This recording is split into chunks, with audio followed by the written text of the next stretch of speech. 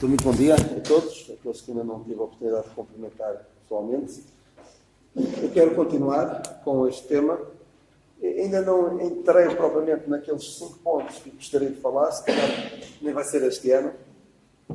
Há muitas coisas que gostava de falar numa introdução. Deste duplo propósito de Deus, temos vindo a falar da importância de, quando lemos a palavra de Deus, percebermos e termos consciência a quem é que é falado, o que é falado, com que objetivo, e não partir logo numa ânsia de a palavra de Deus, eu quero aplicá-la à minha vida, dê por onde der. Eu tenho dado algumas vezes algumas ilustrações sobre o perigo e os malefícios até de pegar na palavra de Deus e querer à força toda que ela seja relevante para mim, mesmo passagens que não foram dirigidas diretamente a mim. E alguns, por vezes, pegam no versículo fundamental e importantíssimo da palavra de Deus. Nós vemos isso em 2 Timóteo. 2 Timóteo 3,16, que diz: toda a Escritura, divinamente inspirada, é proveitosa para ensinar, para redarguir, para corrigir, para instruir em justiça. Mas, apesar de toda ela ser útil e proveitosa, é preciso nós sabermos como tirar proveito. E há passagens sobre as quais é, de facto, difícil tirar proveito. Difícil tirar proveito em que sentido? Numa aplicação direta a nós.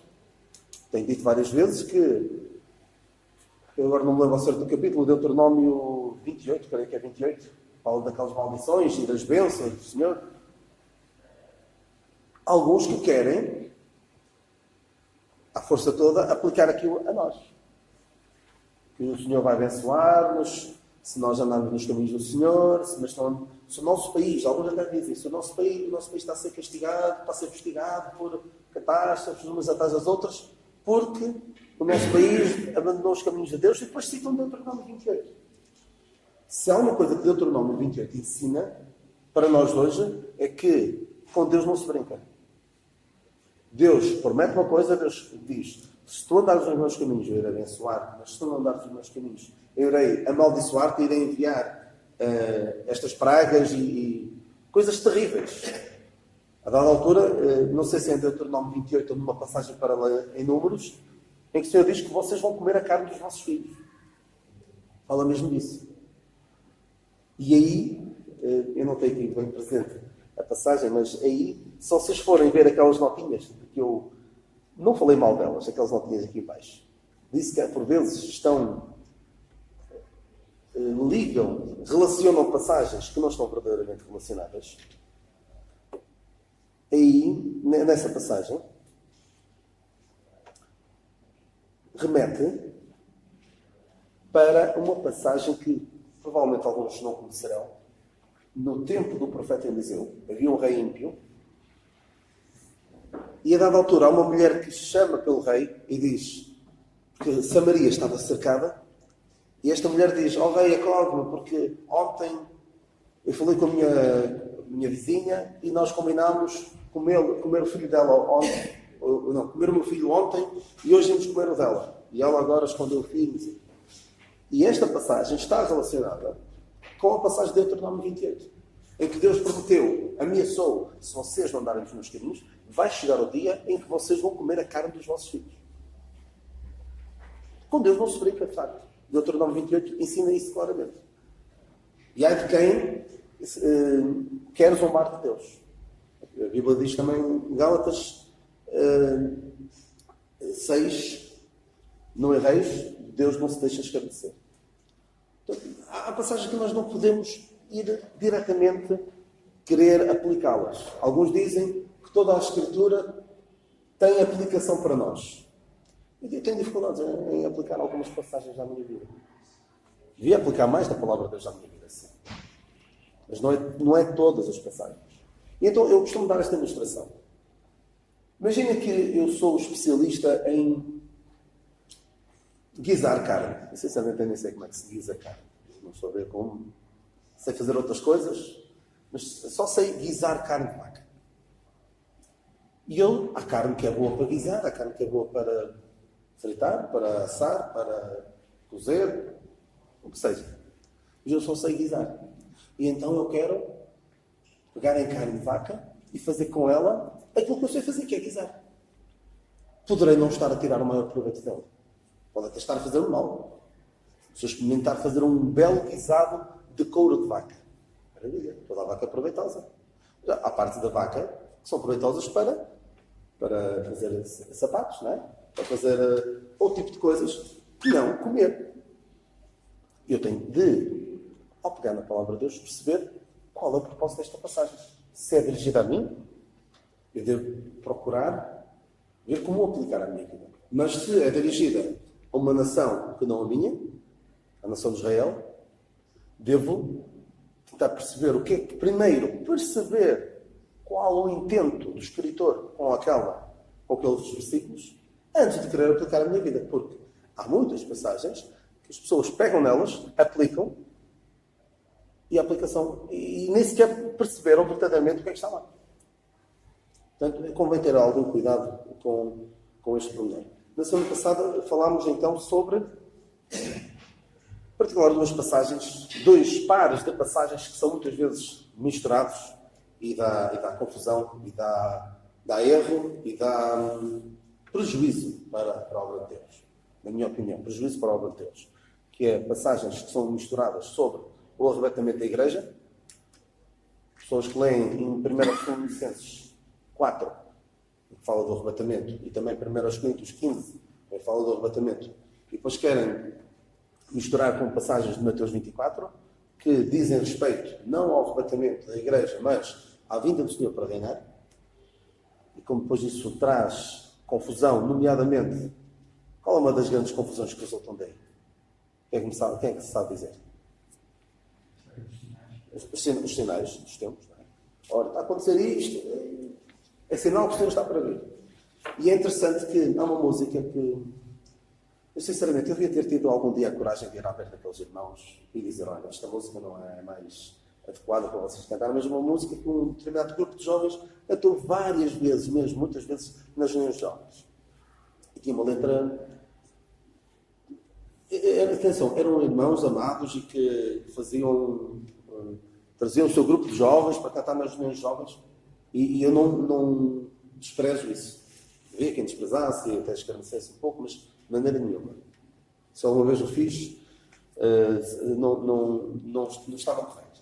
Mas tinha uma música que diziam: Jesus vai voltar, com ele vamos reinar. Depois dizia que a guerra em Israel e não sei o que mais, eram sinais bem evidentes de que Cristo está para voltar.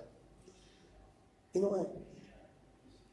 O que está a acontecer em Israel já está a acontecer há 40, 50, 60 anos. E eu comentei sobre esta música com um irmão nosso já há algum tempo, sobre esta música. Esta música era cantada para aí há 20 anos no nosso meio, por um grupo de jovens. E eu comentei com um irmão mais velho, de uma geração mais passada, e ele disse-me, no meu tempo também já se cantava isso. Ou seja, aquela música que era, dizia que o que estava a acontecer eram sinais bem evidentes de que estava para voltar. Isso era há 40 anos, como era há 20, como era há 10. E o que é que acontece? Há descrédito para a obra de Deus. Estamos a dizer que o que está a acontecer são sinais. E depois tudo é sinal. Tudo mais alguma coisa. Recentemente fez os 70 anos de volta de instauração do Estado de Israel. Israel passar a ser um Estado. E muita gente a dizer que eram profecias, cumprimento de profecias de 70 anos, é o tempo de uma geração, por isso vai acontecer alguma coisa. Não aconteceu nada. A única coisa relevante que aconteceu na altura foi Israel ganhou o estouro da canção. Alguns, se calhar, ouviram, Israel ganhou o estouro da canção, é sinal, qualquer coisa, extraordinário vai acontecer. Claro, tudo é sinal. Mas quem é que busca sinal? Os judeus buscam sinal. Nós gentios, devemos ser não é mais inteligentes do que eles, porque eles de facto tinham promessa de sinais. Nós não. Não há sinais que precedam a vinda do Senhor. Podemos dizer que nos últimos tempos haverá homens Homens? Amantes de si mesmos. Obrigado. O Armando faz-me uma falta imensa para... Ainda há dias falava noutro sítio e não estava o Armando e eu senti mesmo a falta do Armando. O Armando completa-me sempre os versículos porque eu às vezes esqueço do início, sei o início, não sei o fim e tenho aqui o Armando para me ajudar. Elabora uma série de características de coisas que vão acontecer nos últimos tempos. Mas isso nos últimos tempos, há quem diga até que quando o Paulo fala dos últimos tempos, é a dispensação da graça, porque sempre houve. As coisas têm vindo a piorar, não sabemos até onde. Mas não temos sinais, como vemos em Mateus 24 e noutras passagens, sinais de que aconteceu isto, agora o Senhor pode vir. Não. O Senhor pode vir, tanto podia ter vindo há 1970 anos, como pode vir agora. E pode demorar muito mais tempo. Claro que nós vivemos sempre naquela expectativa de que o Senhor virá. E se calhar quando eu cá estiver daqui a 40 anos, se calhar vou começar a dizer o mesmo que alguns nossos irmãos dizem, porque estou a ver o tempo da minha partida a chegar e quero que o Senhor venha. E vejo às vezes alguns irmãos começam a pensar, não, o Senhor está para vir, o Senhor está para vir, o Senhor está para vir, o Senhor prometeu que vem, mas não tem vindo no nosso tempo de vida, claro que nós gostaríamos, mas não deve ser com base em passagens como Mateus 24 que vamos dizer, o Senhor está para vir. O Senhor vem, isso é uma promessa, mas não temos sinais que vamos seguir para tirar essa conclusão. Mas há pessoas que prometem, marcam, agendam dias para a vinda do Senhor e depois Ele não vem. E quem é que fica desacreditado? Ficam eles, se bem que depois voltam à carga, depois arranjam outras datas, mas há descrédito para a obra de Deus por causa de uma incorreta interpretação das Escrituras. Vimos outra passagem, duas passagens. Sim, diz. Rápido, sim, à vontade. A segunda questão da passagem é que, por aqui, a vida de Cristo certamente não está próxima. Quando nós dizemos, esta guerra e tal, o livro do texto bíblico, se há coisa que é evidente, algo ligado a a vida de Cristo vai durar muito tempo. Por exemplo, o versículo que diz é que haverá uma aflição tal como nunca houve nunca. Será um terror absoluto. Portanto, o que eles dizem muitas vezes é, mas era naquele tipo de isto não veio, não vai ser nada. Exatamente. Sim, está bem visto. Uma aplicação correta da pessoa não podia dizer coisas. Mas como não nos baseamos em Mateus 24 para isso, a vida do Senhor pode ser já, porque se fosse...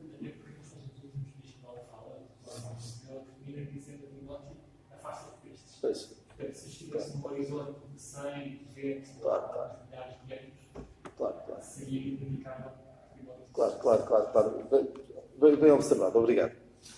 Vimos outra passagem, outro par de passagens, que era em Romanos 10, confessares a Cristo no teu coração, com a tua boca confessares a Cristo e em teu coração creres que Deus ressuscitou dos mortos, serás salvo. Nós lemos isso em Romanos 10. E depois essa passagem remetia, lá está, através destas notinhas de rodapé, que nós, não é bem notas de rodapé, mas referências cruzadas que temos em algumas Bíblias, na minha tem. Esta passagem remete depois para uma outra passagem, nós podemos ler em Romanos 10, 9. Se com a tua boca confessares ao Senhor Jesus e em teu coração creres que Deus ressuscitou dos mortos, serás salvo, visto que como com o coração se crê para a justiça e com a boca se faz confissão para a salvação. E depois esta passagem remete, nestas notas, porque fala de confessar a Cristo. E nós não podemos olhar para confessar a Cristo, é sempre a mesma coisa. Aqui, confessar a Cristo para a salvação, e aqui diz, em Mateus 10, 32, portanto, qualquer que me confessar diante dos homens, eu confessarei diante do meu Pai que está nos céus. Mas qualquer que me negar diante dos homens, eu negarei também diante do meu Pai que está nos céus. Alguns pegam nesta passagem e dizem-na diretamente ou não e querem fazer crer às pessoas que para serem salvos precisam de confessar ao Senhor publicamente diante de todos. Depois há aquela questão de chamar à frente para vir aceitar o Senhor Jesus, pode ter o seu lado, e atenção, pode ter o seu lado de boa intenção. Pode não ser necessariamente, como alguns fazem mal intencionados, que é por uma questão de estatísticas. Hoje converteram-se não sei quantas pessoas. E depois, lá está, como a gente sabe, em alguns meios religiosos em que vivem muito de lucro e não de ganho espiritual, de salvação das almas, há pessoas que vão lá à frente, se calhar todos os cultos vão lá à frente aceitar a salvação, não é? Mas mesmo que seja bem intencionado, devemos ter cuidado com passar para o nosso ouvinte a ideia de que há algo mais que ele deva fazer, além de reconhecer o seu estado de pecador e reconhecer o Senhor Jesus Cristo como o único meio pelo qual ele pode ser salvo. Salvação resume-se a dois pequenos passos. Eu sei que sou um grande pecador e eu sei que o Senhor Jesus Cristo é um grande Salvador. Tão simples quanto isto. Complicar mais, dizer anda cá à frente, dizer tens de fazer uma pequenina coisa, cuidado. Eu disse aquela passagem, aquela frase que gosto bastante daquele evangelista, se eu para ser salvo precisasse de crer no Senhor Jesus Cristo e vergar o meu dedo indicador um bocadinho que fosse, a salvação deixava de ser pela graça, porque eu tinha contribuído com algo para a minha salvação e eu nunca teria a certeza de que tinha feito bem. Nunca teria a certeza da salvação porque não tinha a certeza de que tinha feito bem. Diziam para vergar um bocadinho o dedo. E não disseram quantos graus. Se era um ângulo reto, se era um ângulo agudo, um ângulo obtuso, não disseram. Eu fico sempre na dúvida. E é isto que, infelizmente, muitas religiões fazem ao deixar as pessoas presas a uma incerteza da salvação. E Deus não o quer fazer. Deus quer deixar-nos descansados. E aqui também tem que fazer uma ressalva. Cuidado também com o Evangelho que diz apenas querendo o Senhor Jesus Cristo estar a salvo e depois podes viver à tua vontade. Mas nós não dizemos isso. Eu não digo isso.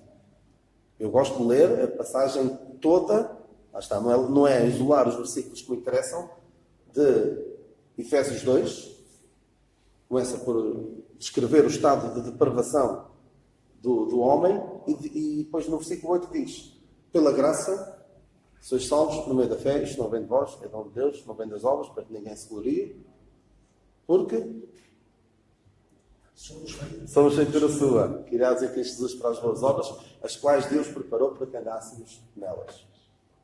Devemos dizer isto. É natural, assim, não tens de fazer obras para ser salvo. Mas é natural, é um fruto. É um fruto absolutamente natural que resulta, de facto, de ser salvo. Há quem diga, infelizmente, eu já ouvi isto e fico até estremeço quando ouço esse tipo de afirmações, tais como: estas obras, isto é na eternidade. Deus preparou as obras para a eternidade, não é para agora.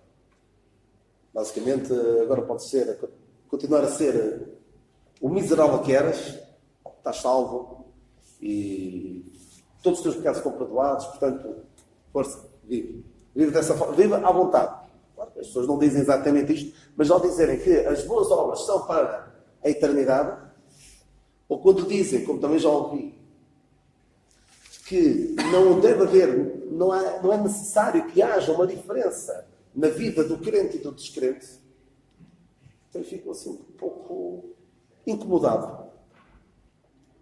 E até vejo a cruz de Cristo a ser enxovalhada, a ser escarnecida, porque o Senhor Jesus Cristo, diz o Paulo a Tito, que ele se deu a si mesmo para nos remir, para si mesmo, um povo seu, especial, zeloso das boas obras. E diz, renunciando às paixões.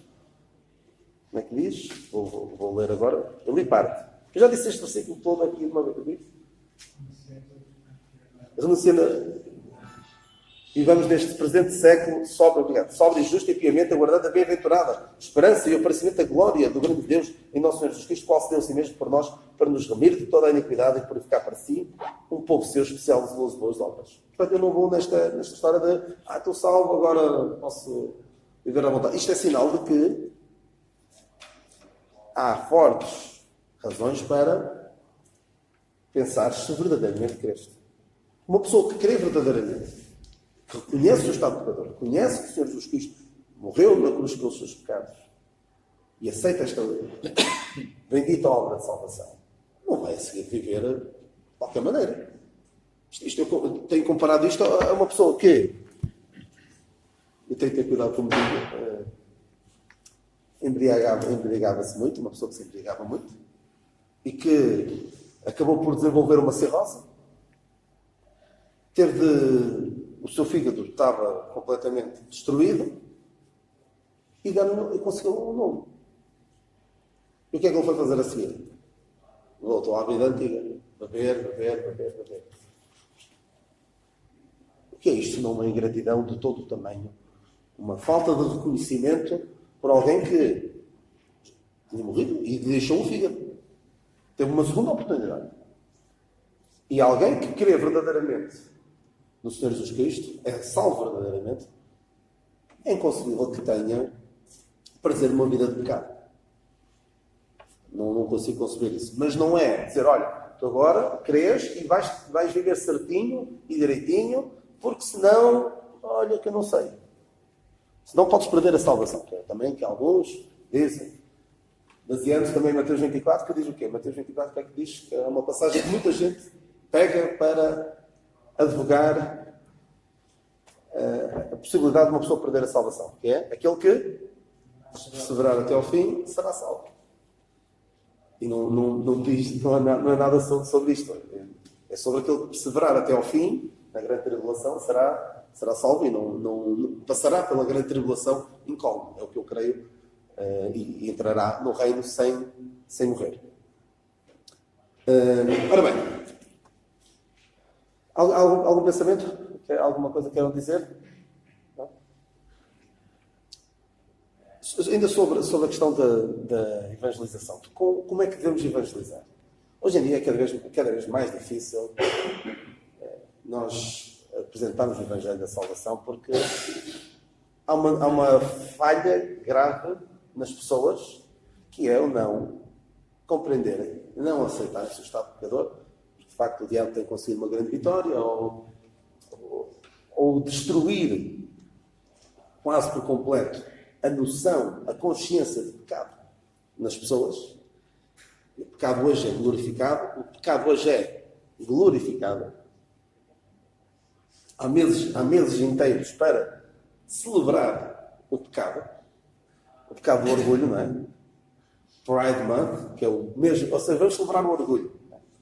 Nem vou entrar pelo que acaba por celebrar estilos de vida que a Bíblia de facto chama pecado, mas isso é outra história. Então o pecado hoje é celebrado. O viver certinho é quase uma coisa enfadonha, não é?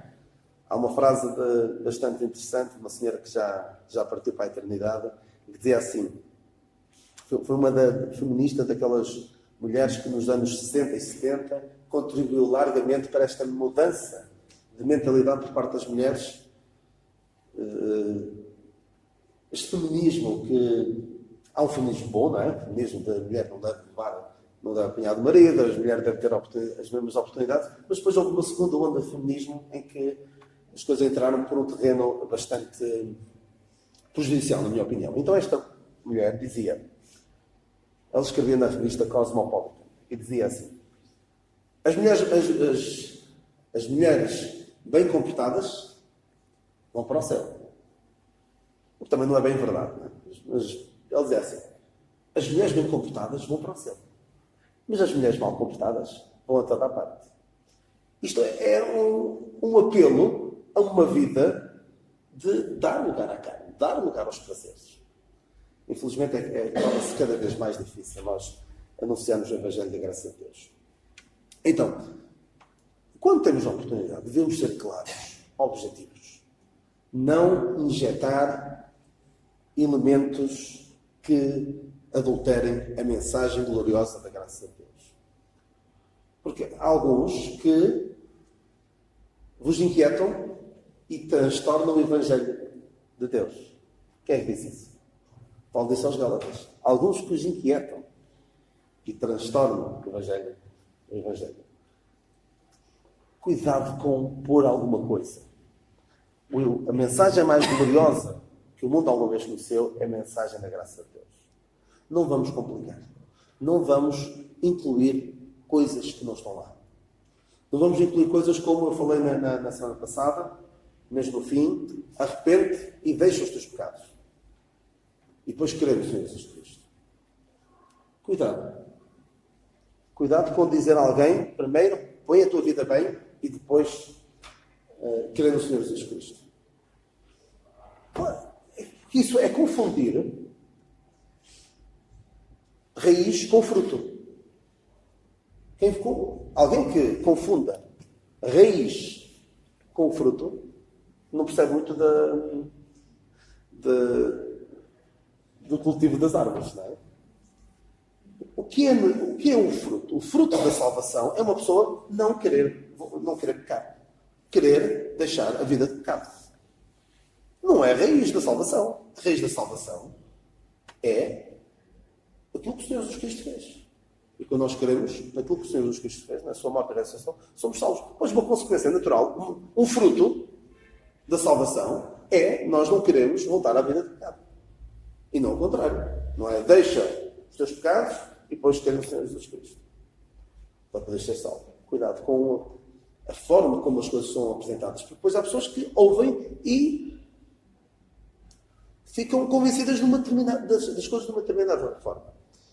Há uma história que contaram, isto foi contado publicamente, e mais de uma vez, e portanto eu vou contar, e não está aqui em causa a prática em si, não estou aqui a querer advogar o que quer que seja. Mas um irmão nosso converteu-se, na altura do nosso irmão Duarte, do José António, do Armando, converteu-se, mas não se batizou logo. Porque havia um período não sei, como? Um período de espera, sim, para ver se a pessoa realmente era crente ou não. Então, houve um que não se tinha batizado logo. E um dia foram a uma determinada igreja, com o irmão Sobral, então estavam a entrar e uma senhora, uma irmã dessa igreja, que estava a cumprimentar os jovens que entraram. Então, irmão. Depois, ao cumprimentar este nosso irmão, disse: então, irmão, não, que não está batizado. Isto nós rimos e pensamos: olha, tudo bem, não compreendia bem as coisas, e ficava ali uma certa nuvem de dúvida sobre a salvação daquela pessoa, porque não se batizava. Mas cuidado, porque de alguma forma, apesar de, creio eu, no tempo em que estes nossos irmãos se converteram, ninguém dizer: enquanto não te batizares não estás verdadeiramente salvo. Acho que ninguém dizia isso. De alguma forma, na mente daquela irmã, aquilo entrou daquela forma. Enquanto a pessoa não fosse batizada, não podemos ter certeza, não podemos chamar irmão. Cuidado com isso. E estar em comunhão com a igreja. E depois já há a questão de... Há alguns que se convertiam, por exemplo, em novembro, tínhamos que estar à espera de ter... Até junho. Pois. Para participar da ceia. Claro. E quando nós vemos os batismos, era e logo batizado. O eunuco creu e foi logo batizado. Mas, olha, vamos esperar, vais lá para a Etiópia e depois daqui a meio ano voltas. Não. Claro, as coisas não eram feitas dessa forma. Mas cuidado, porque as pessoas podem perceber uma determinada coisa tal como, erradamente, apesar de ser dito, e apesar das coisas serem feitas, acho eu, com boa intenção. Ninguém está aqui com o objetivo de, olha, vou passar a ideia às pessoas de que elas, para serem salvas, precisam de ser batizadas, ou precisam de vir cá à frente, porque senão, se elas se converterem lá, se aceitarem o Senhor Jesus Cristo ali sentadas, não estão verdadeiramente salvas. Mesmo que as pessoas não digam isso, pode passar para as pessoas, para quem nos ouve, a ideia de que é necessário. Portanto, devemos ser cuidadosos. E por vezes há passagens que, como eu já tenho dito, que não estão nas epístolas, onde nós vemos o Evangelho da Graça de Deus claramente explanado e explicado e fundamentado. Quando fugimos dessas passagens, podemos ir buscar certas passagens que podem induzir em erro. E já disse esta de confessar os teus pecados, arrepender-te dos teus pecados e deixar os teus pecados. Isso são terminologias muito próprias de outra mensagem que não a mensagem da reconciliação que nós pregamos agora.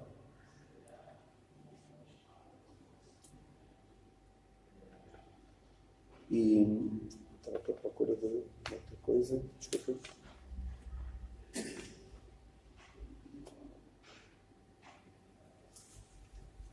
Convém ter cuidado.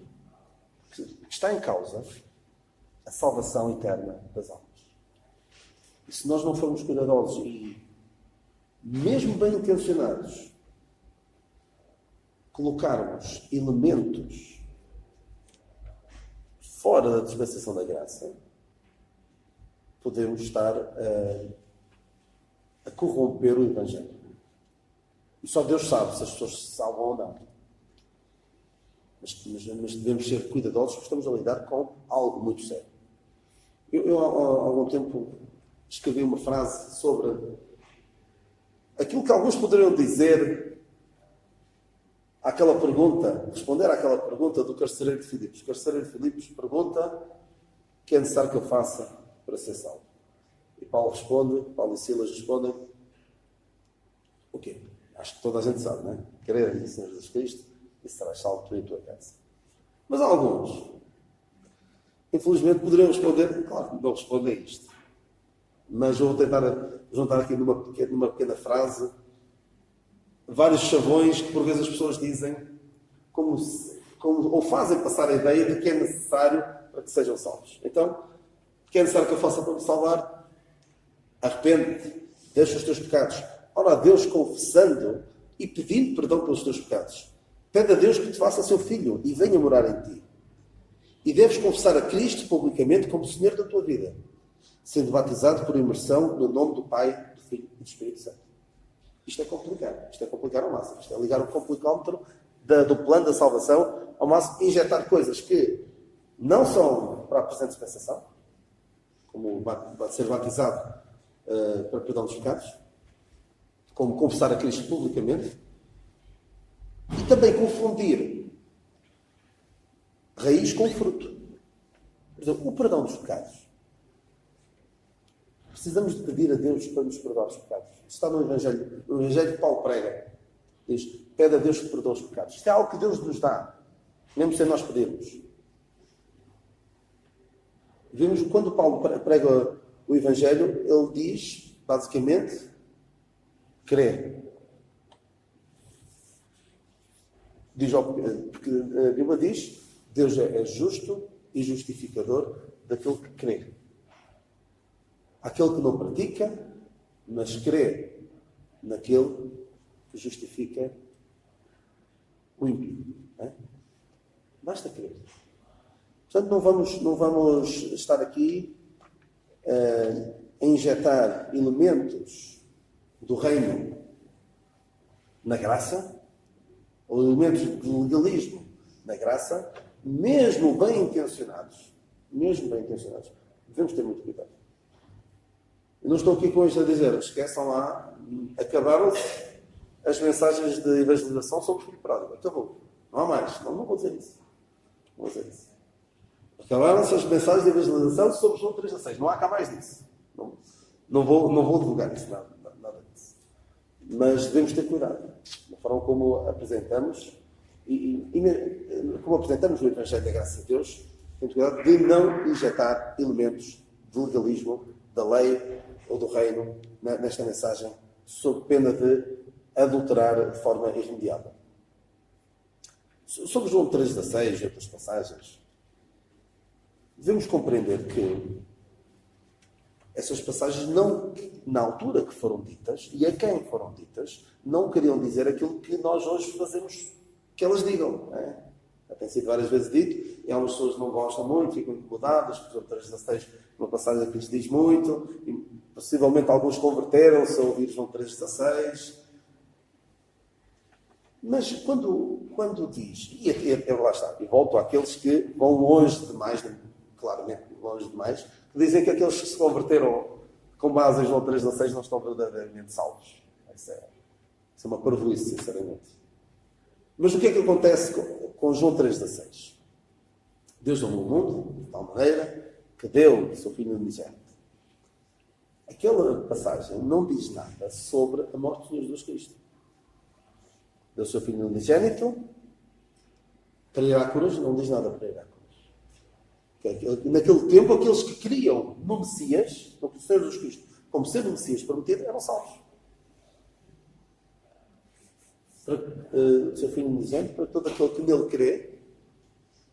crê como Messias, e não crê como aquele que morreu na cruz pelos seus pecados, não pereça, mas tenha a vida eterna. E o que era a vida eterna naquele contexto? Era o reino. É diferente. Claro que nós o que é que fazemos? Pegamos em passagens, pegamos nas verdades das Epístolas de Paulo e despejamos ali em cima de João 3,16 e expomos João 3,16 como dizendo aquilo que Romanos, Efésios e outras passagens dizem. Se o fizermos assim, tudo bem. Agora, se nós anunciarmos João 3,16 como ele foi dito a Nicodemos, nomeadamente, tinham de crer, tinham de ser batizados para perdão dos pecados. Se for assim, cuidado. Estamos a entrar em terreno muito perigoso. Agora, se usarmos João 3,16 neste contexto, acho que podemos fazê-lo. No entanto, eu prefiro usar outras passagens. Usar as passagens nas quais me sinto verdadeiramente seguro. E onde é que eu me sinto seguro? Eu só sei guisar carne, portanto, uso a carne para guisar. Eu procuro focar-me, principalmente, nas epístolas do apóstolo que Deus utilizou para transmitir a mensagem da graça. No entanto, não vou dizer, esqueçam lá, João 3,16, esqueçam passagens como olhai para mim e sereis salvos. Diz-se que foi assim que Spurgeon foi salvo. Imaginem que não foi salvo verdadeiramente porque essa é a passagem de Isaías, não é das Epístolas de Paulo. Não vou dizer isso. E até havia um crente que diz-se que depois de Paulo terá sido a pessoa que mais almas levou a Cristo. Quem foi? Pode ter sido Pedro, talvez. Mas quem foi? Moody, diz-se. Terá sido. Um dia foi abordado por uma senhora que não gostava muito da maneira como eu evangelizava. E disse, olha, no final de uma pregação, não gosto da maneira como eu evangelizo. Eu disse, olha, também não gosto. Acho que podia fazer melhor. Mas será que me pode ajudar? Como é que evangeliza? Para ver se eu posso melhorar. Eu não evangelizo. E ele disse, então eu prefiro a minha. Por muito má que seja, é melhor evangelizar com base em João 3,16 e outras passagens do que fazer como alguns destes que dizem que não, é só isto de Paulo e depois não evangelizam. Dizendo que o Senhor vai salvar, dê para onde Deus vai salvar. Portanto, não precisamos evangelizar. Cuidado, muito cuidado com isso. Então, para terminar mesmo, 6 passagens de Romanos. Eu já vos falei aqui há uns 2 anos, creio eu, num exercício bíblico da estrada de Romanos. Romanos 3,10 diz o quê? Não há um justo, nem um sequer. 6 passagens em Romanos que podiam ser 7 para ser assim um número mais bonito, mas são 6. Romanos 3,10, como está escrito, não há um justo nem um sequer. Para fazer ver, à luz da palavra de Deus, o estado em que as pessoas se encontram. Diz também Romanos 3,23, um bocadinho mais à frente, diz o quê? Isto também toda a gente sabe, porque todos ficaram e destituídos, ou separados, ou não alcançam a glória de Deus. Romanos 5,12, como por um homem, que é essa? É essa? Romanos 5,12. Eu vou ler mais alto, desculpa. Romanos 5,12. Porque como por um homem entrou o pecado no mundo, e pelo pecado a morte, assim também a morte passou a todos os homens. Por isso que todos pecaram. E Romanos 6,23 fala-nos da consequência do pecado. O salário do pecado é a morte, mas o dom gratuito de Deus é a vida eterna por Cristo Jesus nosso Senhor. E Romanos 5:8. Mas Deus prova o seu amor para connosco em Cristo. Morreu por nós, sendo nós ainda pecadores. E a última passagem, Romanos 10:9, que nós já falámos há pouquinho. Se com a tua boca confessares ao Senhor Jesus, em teu coração creres que Deus ressuscitou dos mortos, serás salvo. Simples. Tudo em Romanos. Não há aqui aquelas passagens que eu tenho dito várias vezes, que andamos um versículo para cima, um versículo para baixo, e já não sabemos bem fazer aquilo, e alguns tentam esconder, fazer conta que não está ali, citam só, mas alguém que vai ler, vê o que vem acima, o que vem abaixo, e fica ali um bocadinho atrapalhado. Um desses versículos é, por exemplo, aquele que nós estamos muito. Eu hei de falar disso mais tarde. Onde chegarem 2 ou 3, aí eu estarei, reunidos em meu nome, aí eu estarei no meio deles. Não estou a dizer que o Senhor não vai estar no nosso meio, não é? Não é isso. Mas não deve ser com base nessa passagem. Porque vamos ler o que está antes. O que está antes diz: tudo o que ligares na terra será desligado no céu. Se dois concordarem aqui na terra, será. Eu também concordarei no céu. Cuidado. Isto é só para nós ficarmos um bocadinho alerta. Não é, olha, esqueçam lá aquela parte da Bíblia que está fora das infraestruturas de Paulo. Não liguem. De maneira nenhuma. Não estou a dizer isso. Por favor, não entendam aquilo que eu estou a dizer como. Agora vamos passar a trazer uma Bíblia mais leve para o estudo bíblico, para as reuniões. Não estou de maneira nenhuma, porque toda a Bíblia é proveitosa, mas temos de perceber o que é que está a ser dito a quem, com que objetivo. Caso contrário, vamos entrar em contradições, vamos entrar em situações que até podem desonrar o nome de Deus, podem adulterar e comprometer seriamente o Evangelho da graça de Deus. E Deus também não deseja isso para a sua obra, não deseja isso para nenhum de nós. E vamos ficar por aqui. Querendo Deus, para a semana